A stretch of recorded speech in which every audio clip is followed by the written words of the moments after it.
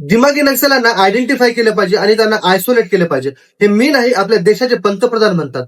भारताच्या 80व्या इंडिपेंडन्स डेच्या दिवशी ते त्यांच्या स्पीचमध्ये असं म्हणाले. हथियारी नक्सल तो गए, लेकिन दिमागी नक्सल, ये दिमागी नक्सल मौके की तलाश में है. आता बऱ्याच लोकांना प्रश्न पडला की दिमागी नक्षल म्हणजे कोण. तर यांच्या मते जो यांच्या चुकीच्या पॉलिसीच्या विरोधामध्ये प्रश्न करेल, आवाज उचलेल, तो दिमागी नक्षल. जो रस्ते चांगले व्हावेत, जो शाळा चांगले व्हावेत, हॉस्पिटल चांगले व्हावेत म्हणून जो आवाज उचलेल, तो दिमागी नक्षल. यांच्या मते जो लेखणीने परिवर्तन करण्याचा प्रयत्न करेल, जो विचारांनी परिवर्तन करण्याचा प्रयत्न करेल, तो दिमागी नक्षल. ज्याला वाटतं सरकारी शाळेमध्ये शिक्षण चांगलं मिळावं, जो या सडलेल्या व्यवस्थेला बदलण्याचा प्रयत्न करत असेल, तो म्हणजे दिमागी नक्षल. आणि महत्वाचं म्हणजे जो बीजेपीला मुळीच घाबरत नाही, तो म्हणजे दिमागी नक्षल. तर यांना आयसोलेट कसं करायचं?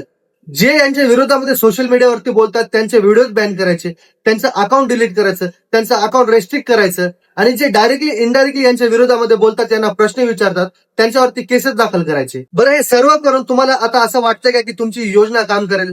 तर नाही करणार, कारण आता सगळा देश जागी झालाय.